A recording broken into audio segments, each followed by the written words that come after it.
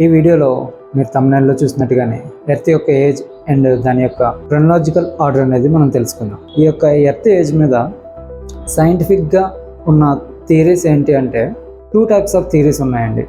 దానిలో dating of geological formation and events అంటే పూర్వకాలం నుంచి ఇప్పటి వరకు భూమి మీద జరిగినటువంటి ఈవెంట్స్ కానీ ఏర్పడినటువంటి ఎర్త్ లేయర్స్ కానీ ఆధారంగా చేసుకొని ఎర్త్ యొక్క ఏజ్ని ఫైండ్ అవుట్ చేయడం అండి. ఇది ఒక ప్రాసెస్ ఉంది, ఇందులో కూడా టైప్స్ ఉన్నాయి. అండ్ రెండోది ఏంటి అంటే radio active methods. So first process కన్నా సెకండ్ ప్రాసెస్ అనేది ఇంకొంచెం అడ్వాన్స్డ్ లెవెల్లో ఉంటుందండి. ప్రతి ఒక్కరికి కూడా అవసరమైనంత వరకు ఇన్ఫర్మేషన్ ఈ రేడియో యాక్టివ్ మెథడ్స్లోనే అందుబాటులోకి వచ్చింది. సో ఇందులో టైప్స్ ఏముంటాయి అనేది ఒకసారి తెలుసుకుందాము. ఈ dating of geological formation and ఈవెంట్స్లో మనకి కొన్ని టైప్స్ అయితే ఉన్నాయండి. దానిలో ఫస్ట్ది glacial deposition method, second one sedimentation method, third one salinity method, fourth one rate of cooling of earth, fifth one evolutionary change of animals, sixth one tides method. ఇవే కాదండి, ఇంకా కొన్ని టైప్స్ కూడా ఉంటాయి. సో ఇవన్నీ కూడా ఇంపార్టెంట్ టైప్స్ మనం మాట్లాడుకున్నవి. So వీటి మీద ఇన్ డీటెయిల్గా మీకు కనుక వీడియో కావాలంటే మీరు కామెంట్ చేయండి, నేను మళ్ళీ దానికోసం వీడియో చేస్తాను. ఒకవేళ మీ ఓన్ ఇంట్రెస్ట్ మీరు ఏదైనా స్టాండర్డ్ బుక్ రెఫర్ చేస్తూ ఉంటే ఈ ప్రతి టాపిక్ కోసం కూడా మీరు ఇన్ డీటెయిల్గా చదువుకొని కీ పాయింట్స్ అన్ని నోట్ మేకింగ్ చేసుకొని ఎగ్జామ్ వరకు కూడా ఫుల్ఫిల్గా ప్రిపేర్ అవ్వడానికి ట్రై చేయండి. అండ్ ఈ సెకండ్ టైప్ అయినటువంటి రేడియో యాక్టివ్ మెథడ్స్లో కూడా కొన్ని ఇంపార్టెంట్ టైప్స్ ఉన్నాయండి. సో దానిలో ఫస్ట్ వన్ ఏంటి అంటే uranium lead method, second one thorium lead method, third one potassium argon method, fourth one rubidium strontium method, fifth one radio carbon method.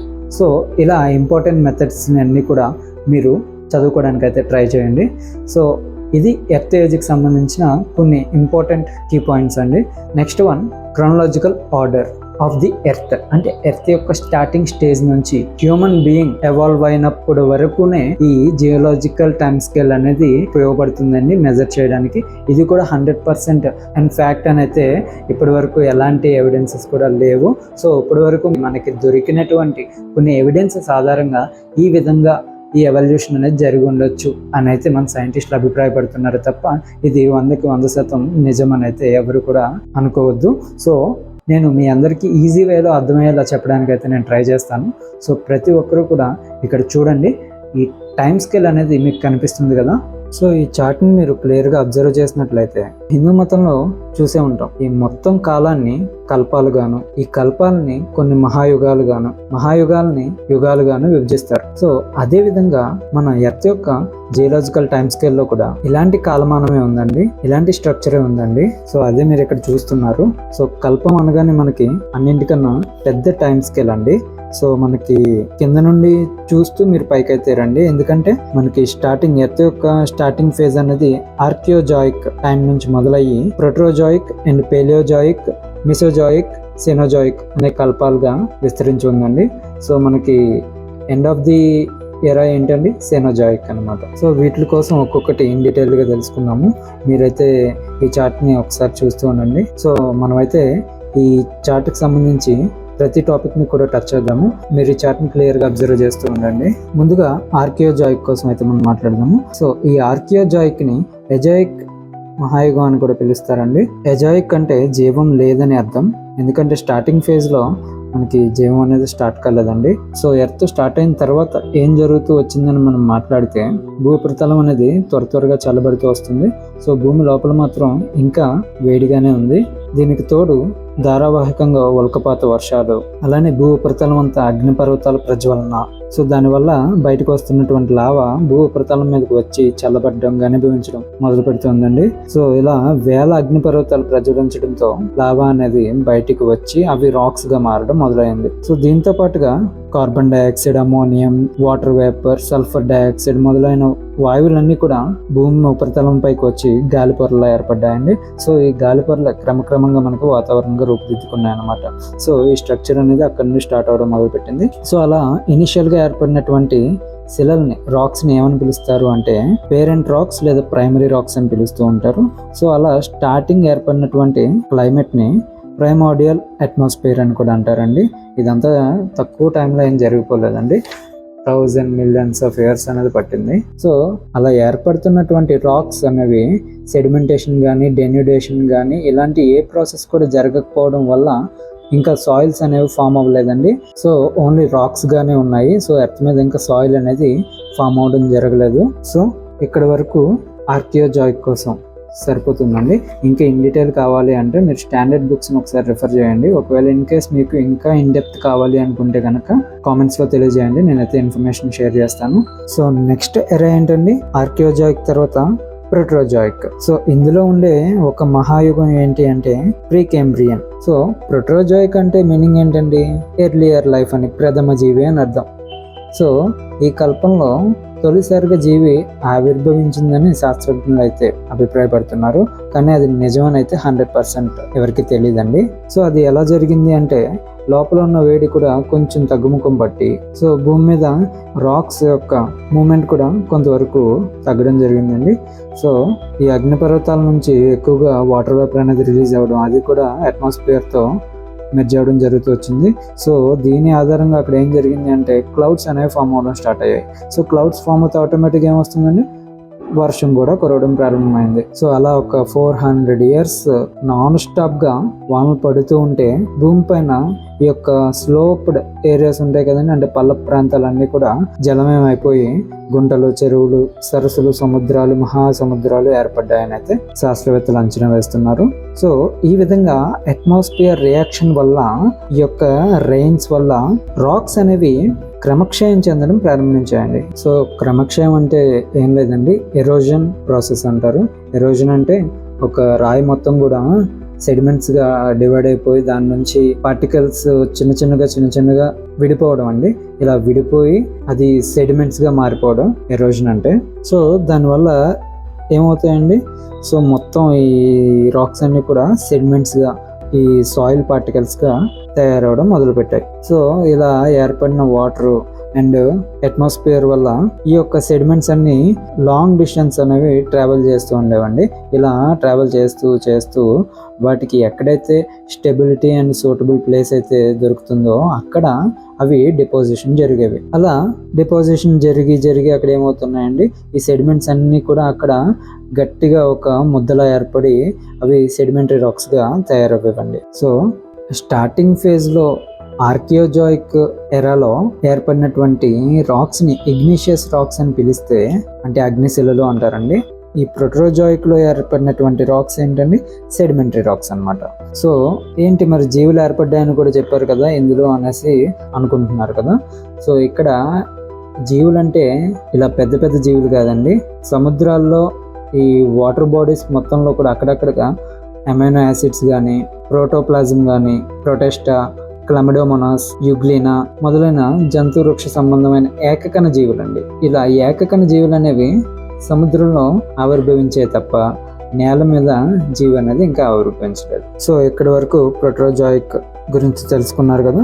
ఇప్పుడు దాని పైన ఉన్నటువంటి ఎరా ఏంటంటే పెలియోజాయిక్. పెలియోజాయిక్ అంటే మీనింగ్ ఏంటంటే పురాతన జీవి అని. సో స్టార్టింగ్ లో ఏర్పడిన ఏకకణ జీవులు ఇక్కడ పరిపూర్ణత్వాన్ని సంతరించుకున్నాయి. అంటే ఫుల్ పొటెన్షియాలిటీ అనేది ఈ ఎరాలో ఈ ఏకకణ జీవులకి ఏర్పడింది అనమాట. సో దీనిలో ఒక 6 periods ఉన్నాయండి, అంటే 6 మహాయుగాలు ఉన్నాయి. వాటి యొక్క పేర్లు కూడా చెప్తాను చూడండి. Cambrian, Ordovician, Silurian, Devonian, Carboniferous, Permian. So ఒక్కొక్క మహాయుగంలో కొన్ని ఇంపార్టెంట్ ఈవెంట్స్ అయితే నేను ఇందులో మీకు తెలియజేస్తానండి. సో ఫస్ట్ కేంబ్రియన్ మహాయుగం. సో మనం ఏ టాపిక్ మనం చూసినా సరే ఈ యొక్క ఎరాస్లో 3 typesగా చూసుకోండి. ఫస్ట్ది రాక్స్, సాయిల్స్ అవి ఎలా ఫామ్ అవుతూ వచ్చాయి అండ్ లైఫ్ అనేది ఎలా స్టార్ట్ అవుతూ వచ్చింది. అండ్ మూడోది ఎన్విరాన్మెంట్ అండ్ వెదర్ కూడా ఏ విధంగా మోడిఫికేషన్ జరుగుతూ వచ్చింది అనే ఇంపార్టెంట్ పాయింట్స్ అయితే మీరు తెలుసుకుంటూ చదవండి. సో ఈ కేంబ్రియన్ మహాయుగంలో జీవుల విషయానికి వస్తే వెన్నుముక్కలేని జీవులు అనేటువంటి ట్రైలోబైట్స్, బ్రాకియోపాడ్స్ వంటి పురుగులు, అలానే కొన్ని ప్యాంజీలు కూడా ఏర్పడ్డాయండి. వీటితో పాటు సముద్రంలోనే కొరల్స్, మనం కోరల్ రీఫ్స్ అని మనం వింటూ ఉంటాం కదా. సో ఈ కొరల్స్ అనేవి వెన్నుముక్క లేనటువంటి జంతువుల జాతికి సంబంధించినవే. ఇవి కూడా సముద్రంలోనే ఏర్పడ్డాయండి. ఇవి కాల్షియం కార్బోనేట్ అనే పదార్థంతో నిర్మించుకున్నటువంటి స్థావరాలను కోరల్ రీఫ్స్ అంటారు. సో మనం చూస్తూ ఉంటాం కదా, ఆస్ట్రేలియాకి ఈస్ట్ సైడ్లో బ్యారియర్ రీఫ్, ఆఫ్రికా మొరక్కాలో కోరల్ రీఫ్స్ ఈ మహాయుగంలోనే ఏర్పడ్డాయని చెప్తూ ఉంటారు. సో నెక్స్ట్ ఆర్డోవిసియన్ మహాయుగం అండి. సో ఈ యుగంలో కూడా వెన్నెముకలైనటువంటి గ్రాప్టోలైట్స్ అనే సూక్ష్మజీవులు ఏర్పడ్డాయండి. సో ప్రస్తుతానికైతే అవి ఇప్పుడు లేవు. అంతేకాదండి, వీటితో పాటు కొరల్స్ కానీ, నత్తలు, ఆల్చిప్పలు, స్టార్ ఫిష్ ఇలాంటి వెన్నెముక్కలైన జీవులు కూడా ఈ మహాయుగంలోనే ఫుల్ పొటెన్షియాలిటీని అనేవి అంటే పరిపూర్ణత సంపాదించుకున్నాయి. ఈ మహాయుగంలోనే అగ్నిపర్వతాల ప్రజ్వలన కానీ, భయంకరమైనటువంటి భూకంపాలు మొదలైనటువంటివి కలగడం వల్ల ఈ మౌంటైన్ బిల్డింగ్ కూడా స్టార్ట్ అవుతూ వచ్చింది. ఈ పర్వతాల నిర్మాణం అనేది ఈ ప్రాసెస్ కూడా దీంతో పాటు ప్యారల్గా జరుగుతూ ఉందండి. సో ఇలా మౌంటైన్ బిల్డింగ్ ఏర్పడుతున్నట్టు ఏమవుతుందండి, ఈ ఎర్త్ ప్లేట్స్ అనేవి లోపలికి కృంగిపోతూ న్యూ లేయర్స్ అనేవి బయటకు వస్తూ ఉంటాయండి. సో ఇలాంటి ఫాల్ట్స్ వల్ల ఏమవుతాయంటే ఒక 2 ప్లేట్స్ అనేవి ఫాల్స్గా ఏర్పడి అవి మనకి మౌంటైన్స్గా ఏర్పడుతూ ఉంటాయి. సో మనం మౌంటైన్స్ టాపిక్స్లో అవి ఇంకా బాగా డెప్త్గా మాట్లాడదాము. నెక్స్ట్ మహాయుగం ఏంటి అంటే సిల్యూరియన్ యుగం అండి. సో ఈ యుగంలో కూడా ఈ వెన్నెముకలైన జంతువులతో పాటుగా తేళ్లు లాంటి జంతువులు, ఆర్థోపోడ్స్, స్టార్ ఫిష్ ని పోలినటువంటి జంతువులు, ఎచ్నోడెర్మాట్స్ ఎక్కువగా ఉండడం అనేవి జరిగేదండి. సో వీటితో పాటు ఇంకా అనేక రకాలైనటువంటి జీవులు కూడా ఉన్నాయండి. సో దీనికి సంబంధించి ఇంకొక కీ పాయింట్ ఏంటి అంటే మన దేశంలో ముఖ్యంగా ఉత్తర ఇండియాలో హిమాచల్ ప్రదేశ్లో ఉన్నటువంటి కులు లోయ, లాహుల్ వ్యాలీ ప్రాంతాల్లో గల సున్నపు రాతి నిక్షేపాలు, అలానే కొమయన్ హిమాలయ ప్రాంతాల్లో సున్నపురాతి నిక్షేపాలు ఈ మహాయుగంలోనే ఏర్పడ్డాయని చెప్తూ ఉంటారు. సో నెక్స్ట్ డివోనియన్ యుగం అండి. సో దీనిలో మొదటిసారిగా రెక్కలు ఉండి కూడా గాల్లో ఎగరలేనటువంటి కీటకాలు, అలాగే సముద్ర జలాల్లో సొరచేపలు, అంతేకాదండి ఈ యుగం అంతమయ్యే టయానికి నేల మీద నీటిలో కూడా సంచరించగలిగే కప్పజాతి జంతువులు కూడా అవతరించాయి. అలానే నేల మీద పెద్ద పెద్ద చెట్లు, ఫెరన్ జాతి మొక్కలు, గోళ్ళ మీద పెరిగే మోసస్ అనే నాచు మొక్కలు కూడా అవతరించాయండి. సో అందువల్ల ఈ స్పోర్స్ ద్వారా సంతానోత్పత్తి ప్రారంభమైంది తప్ప స్త్రీ పురుష మొక్కల సంయోగం వల్ల అయితే సంతానోత్పత్తి ఇంకా జరగలేదండి. సో నెక్స్ట్ కార్బోనిఫెరస్ మహాయుగం. నేల మీద నీటిలో కూడా సంచరించే కప్పజాతికి చెందిన జంతువులు బాగా ఎక్కువ సంఖ్యలో వృద్ధి చెందాయండి. సో ఈ యుగంలోనే అమెరికాలో అప్లేచియన్ పర్వతాలు అండ్ ఐరోపాలో ఆల్ఫ్ పర్వతాలు కూడా ఏర్పడ్డాయని కొంతమంది శాస్త్రవేత్తలు అభిప్రాయపడుతున్నారు. అండ్ ఈ యుగంలోనే రెప్టైల్స్ జాతి జంతువులు కూడా బాగా పరిణామం చెందుతూ వచ్చాయండి. సో నెక్స్ట్ ఫెర్మియన్ మహాయుగం. సముద్ర మట్టం అనూహ్యంగా పెరగడం వల్ల పాంజియా అనే భూభాగం చాలా వరకు సముద్రంలో అయితే మునిగిపోయింది ఆ టైంలో. సో ఇప్పుడు మనం చూస్తున్నటువంటి అన్ని కాంటినెంట్స్ కూడా, అన్ని ఖండాలు కూడా ఒకే ముద్దగా కలిసి ఆ టైంలో పాంజియా అనే భూభాగంగా ఉండేవండి. సో ఇలా పాంజియా అనే భూభాగం చుట్టూ కూడా ఫుల్గా వాటరే ఉందండి. సో దీన్ని ప్యాంతలిసా అనే సముద్రంగా పిలిచేవారు. సో ఈ మహాయుగంలోనే మ్యామల్స్ కూడా స్టార్ట్ అయ్యాయని పిల్లలకు పాలిచ్చేటువంటి జంతువులు కొంతమంది శాస్త్రవేత్తలు అభిప్రాయపడుతున్నారు. అలానే ట్రైలోబైట్స్ అనే సముద్ర జీవులు అంతరిస్తూ వచ్చాయండి. సో నెక్స్ట్ మిసోజాయిక్ ఎరా అండి. ఇందులో కొన్ని మహాయుగాలు ఉన్నాయి. ట్రయాసిక్, జురాసిక్, క్రిటేషియస్ అని పిలుస్తూ ఉంటారు వాటిని. సో ఈ ఎరా వరకు ఏవైతే జీవులు ఏర్పడుతూ వచ్చాయో అవన్నీ కూడా పూర్తిగా పరిపూర్ణతను సంతరించుకోవడం ఈ మెసోజాయిక్ ఎరాలోనే జరిగిందండి. సో దాని కారణంగా రకరకాల పక్షులు, జంతువులు, నేల మీద పాకే జీవరాశులు, పురుగులు, చెట్టు, చేమ అన్నీ కూడా ఈ మహాయుగంలోనే అవతరించాయన్నమాట. సో ఒక్క మాటలో చెప్పాలంటే ప్రస్తుతం మనం చూస్తున్నటువంటి జీవజాలంలో అప్రాక్సిమేట్లీ 80% వరకు మెసోజాయిక్ టైంలో ఏర్పడినటువంటివే కంటిన్యూ అవుతూ వస్తున్నాయండి. ఎక్సెప్ట్ కోతులు, కొండముచ్చులు, చింపాంజీలు, గొర్రెలాలు, మనుషులు తప్ప డైనోసార్స్, రాక్షస బలులు ఇలాంటి భయంకరమైనటువంటి జంతు జాతులకు సంబంధించినటువంటి జీవాలు ఎక్కువగా ఆవిర్భవించడం జరిగిందండి. సో ఆ టైంలోనే ఈ ఎర్త్ మొత్తం కూడా ఈ జీవాలతో నిండిపోవడం జరిగింది. మనం ఈ జురాసిక్ పార్క్ మూవీ చూస్తూ ఉంటాం కదా, దానిలో చూపించినట్టుగానే ఇంకా భయంకరంగా ఉండేదండి ఆ టైంలో ఎర్త్ యొక్క సిచ్యువేషన్. సో ఈ మహాయుగాల్లో ట్రయాసిక్ పీరియడ్లో ఏం జరిగేది అంటే ఇలా జంతు జాతులకు సంబంధించినటువంటి జీవాలు ఎక్కువైపోవడం వల్ల జీవనోపాధి కోసం వీటి మధ్య పోటీ అనేది పెరుగుతూ వచ్చిందండి. బలహీనమైన జీవులన్నీ కూడా బలంగా ఉన్నటువంటి జీవుల చేత స్వాహ చేయడం జరిగేది. సో ప్రస్తుతం సిచ్యువేషన్స్ కూడా అలానే ఉన్నాయనుకోండి. నెక్స్ట్ జురాసిక్ పీరియడ్ అండి. దీనిలో ఆల్రెడీ మనం మాట్లాడుకున్నాం కదా, రాక్షస బల్లులు, డైనోసార్స్, విపరీతంగా భూగోళం మొత్తం కూడా నిండిపోయి కొన్ని జీవులు శాకాహారం మీద డిపెండ్ అయితే కొన్ని జీవులు మాంసాహారం మీద డిపెండ్ అవుతూ వచ్చేవి. వీటితో పాటు ఫ్లయింగ్ డ్రాగన్స్ అంటే ఎగిరే తుమ్మిదలు ఉండేవి కదా, అప్పుడు మనం తూనెగలు అంటాం చూడండి, అవి ఆ టైంలో చాలా భయంకరంగా పెద్ద సైజులో ఉండేవండి. వాటితో పాటు పాములు, గుడ్లు పెట్టి పొదిగే పక్షులు, పిల్లలకు పాలిచ్చే జంతువులు సైతం అన్నీ కూడా పరిపూర్ణత సంపాదించుకున్నాయి. అండ్ వీటితో పాటుగా స్త్రీ పురుష జాతి మొక్కలు సంయోగం ఫలితంగా భూమి మీద పుష్పించే చెట్లు కూడా అవతరించడం మొదలు పెట్టాయండి. అంటే పువ్వులు పూచేటువంటివి మొక్కలు, చెట్లు కూడా ఎక్కువగా ఈ టైంలోనే అవతరించడం జరిగింది. సో ఇది ఎలా ఉండగా అట్మాస్ఫియర్ లో కూడా డ్రాస్టిక్ చేంజెస్ అనేవి ఏర్పడుతూ వచ్చాయండి. సో నెక్స్ట్ క్రిటీషియన్ మహాయుగంలో చూసుకున్నట్లయితే ఈ యొక్క అగ్ని పర్వతాలు అనేవి లావాను బయటికి వెదజల్లినప్పుడు ఇక్కడ ఒక టైప్ ఆఫ్ డిఫరెంట్ ప్రాసెస్ అనేది జరుగుతూ వచ్చిందండి. ఎలాంటిది అంటే దక్కన్ ట్రాప్స్. ఈ దక్కన్ ట్రాప్స్ అంటే ఏం లేదండి, ట్రాప్స్ అంటే స్టెప్స్, మెట్లు లాగా ఈ యొక్క లావా అనేది సాలిడ్ స్టేట్ లో కన్వర్ట్ అయిపోతూ ఎక్కడికక్కడ డిపాజిట్ అయిపోతూ ఉండేదండి. సో ఇలాంటి రాక్స్ అనేవి బసాల్ట్ రాక్స్ గా ఏర్పడతాయని మనం ఆల్రెడీ మాట్లాడుకున్నాం కదా. సో ఇలా స్టెప్స్ ఫార్మాట్ లో ఏర్పడినటువంటి లేయర్స్ ఎక్కువగా దక్కన్ పీఠభూమిలో మనం అయితే చూస్తూ ఉండొచ్చు. సో అందుకనే వీటిని దక్కన్ ట్రాప్స్ అనే పేరుతో కూడా పిలుస్తూ ఉండేవారు. సో వీటి యొక్క ఎరోజన్ సెడిమెంటేషన్ ప్రాసెస్ వల్ల బ్లాక్ కాటన్ సాయిల్స్ అంటే నల్లరేగడి నేలలు అంటారు చూడండి, అవి ఏర్పడేవన్నమాట. ఇక సెనోజాయిక్ ఎరాలోకి వస్తే దీని గురించి సమాచారం అనేది శాస్త్రవేత్తలకు మిగిలిన ఎరాస్ తో పోలిస్తే కొంచెం ఎక్కువగానే లభించిందని అయితే చెప్పుకోవచ్చు. అండ్ దీంతో పాటుగా మానవుడు కూడా ఈ కల్పంలోనే పరిణామం చెందాడండి. సో అందుకనే దీన్ని మానవ కల్పం అని కూడా అంటారు, ఎరా ఆఫ్ ది మ్యాన్ అని కూడా పిలుస్తూ ఉంటారు.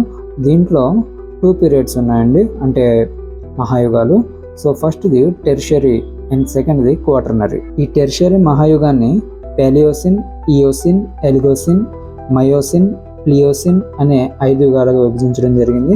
అలాగే క్వాటర్నరీ మహాయుగాన్ని ప్లీస్టోసిన్, హోలోసిన్ అనే 2 యుగాలుగా విభజించడం జరిగిందండి. సో ఇందులో నేను మీకు అందించడానికి ఇంకొన్ని కీ పాయింట్స్ ఉన్నాయండి. మెసోజాయిక్ కల్పంలో భూమి అంతర్భాగంలో జరిగినటువంటి చలనాల కారణంగా పాంజియా భూభాగం అడ్డంగా పగిలిపోయి లారేషియా, గోండ్వానా అనే 2 భూభాగాలుగా ఏర్పడిందండి. అండ్ దీంతో పాటుగా సెనోజాయిక్ పీరియడ్ నుంచి కూడా ఈ యొక్క ఎర్త్ మూమెంట్స్ అనేవి చాలా ఎక్కువగా ఉండేవని మనం మాట్లాడుకున్నాం కదా. సో దీని ఫలితంగా ఏం జరిగేదండి, ఈ Laurasia and Eurasia Uttara America ఖండాలుగా ఏర్పడడం జరిగాయి. గోండ్వానా అనేది చీలిపోయి అందులో నుండి దక్షిణ America, Africa, Australia, India, Antarctica మొదలైన ఖండాలు ఏర్పడ్డాయి అన్నమాట. సో ఇక్కడ మీరు గుర్తుపెట్టుకోవాల్సిన విషయం ఏంటంటే గోండ్వానా భూభాగం నుండి వేరుపడ్డ ఇండియాకి హిమాలయాలు కానీ గంగా సింధు మైదానం లాంటివి ఇంకా ఏర్పడలేదు. సో ఆ టైంలో ఇండియా ఓన్లీ పెన్సిలర్ గానే ఉందండి, అంటే ద్వీపకల్ప భూభాగం లానే ఉంది. సో అది అంటార్క్టికా నుండి బయలుదేరి నెమ్మదిగా నార్త్ సైడ్ జరగడం ప్రారంభించింది. మరి హిమాలయ పర్వతాలు ఏర్పడక ముందు అక్కడ ఏముందండి అంటే అక్కడ టెత్తిస్ అనే సముద్రం ఉండేదండి. సో ఆ సముద్రం ప్లేస్లోనే ఈ 2 ప్లేసెస్ అనేవి మెర్జ్ అవ్వడం వల్ల అక్కడ హిమాలయాలు అనేవి ఏర్పడ్డాయి. సో ఇప్పటికీ హిమాలయాల్లో సముద్రంలో దొరికేటువంటి శంఖాలు, నట్షల్స్ ఇలాంటివన్నీ కూడా అక్కడ దొరుకుతూ ఉంటాయండి. అవి ఈ యొక్క టెత్తిస్ సముద్రానికి ప్రూఫ్గా అయితే మనం కన్సిడర్ చేస్తూ ఉంటాము. సో ఇలా టెత్తిస్ సముద్రం చాలా వరకు కనుమరుగైపోవడంతో ఈ మిగిలిన పార్ట్ ఏదైతే ఉందో అది వెస్ట్ సైడ్కి మధ్యధరా సముద్రంగా చేంజ్ అయిందండి. సో ఒక్క మాటలో చెప్పాలంటే ప్రస్తుతం మనం చూస్తున్నటువంటి మధ్యధరా సముద్రం అనేది ఆనాటి టెత్తిస్ సముద్రం అవశేషంగా మాత్రమే ఇప్పటికీ కన్సిడర్ చేస్తూ ఉంటారు.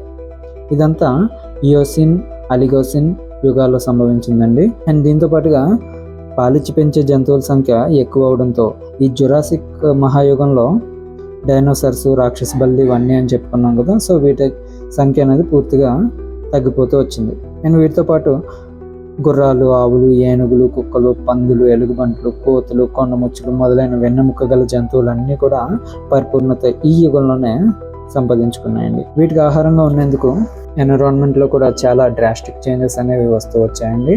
సో ఈ క్వాటర్నరీ న్యూయెస్ట్ వన్ అని చెప్పుకున్నాం కదండి, ఈ మహాయుగంలోనే మానవుడు తొలిసారిగా భూమి మీద పరిణామం చెందాడని చెప్పొచ్చు.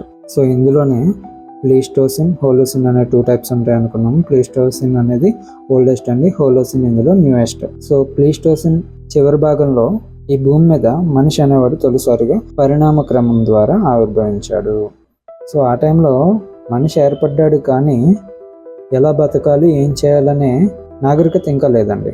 హోలోసిన్ యుగంలో అయితే మనిషి పరిపూర్ణత సంపాదించుకొని మోడర్న్ మ్యాన్గా ఎవాల్వ్ అవడం అయితే జరిగింది. అండ్ దీంతో పాటుగా ఇంకొన్ని కీ పాయింట్స్ ఏంటంటే, ప్లియోసిన్, ప్లీస్టోసిన్ యుగాల్లో వాతావరణ పరిస్థితులు ఒక్కసారిగా మారిపోవడంతో ప్రపంచం మొత్తం కూడా సముద్ర జలాలు, నదులు మొదలైనవి కాక ఖండాలపైన కూడా దట్టమైన మంచు కప్పబడి ఉండేదండి. మరో మాటలో చెప్పాలంటే భూగోళం యావత్తు కూడా మంచుతో కప్పబడిపోయింది. కాబట్టి ఈ రెండింటినీ కూడా మంచు యుగాలు అంటారు, ద గ్రేట్ ఐస్ ఏజెస్. తర్వాత కాలంలో వాతావరణ పరిస్థితుల వల్ల ఆ మంచు అంతా విడిపోయి కరిగిపోయి మళ్ళీ మన సముద్రాలు యథాస్థానానికి వచ్చాయని చెప్తూ ఉంటారు. ప్రస్తుతం మనం చూస్తున్నట్లుగా ఉన్నాయని చెప్తూ ఉంటారు. కానీ అంటార్క్టికా, గ్రీన్లాండ్, ఐస్లాండ్ మొదలైనటువంటి ప్రాంతాల్లో మంచు కరగకుండా నేటికి అలానే ఉందని, సో అవి రెండు కూడా ఆనాటి మంచు యుగం అవశేషాలుగానే మిగిలిపోయాయని సైంటిస్టులు అయితే అభిప్రాయపడుతున్నారు. సో ఇలా ఈ విధంగా ఆర్కియోజాయిక్ కల్పంతో ప్రారంభమైన ఈ స్కేల్ అనేది హోలోసిన్ యుగంతో సమాప్తమైందండి.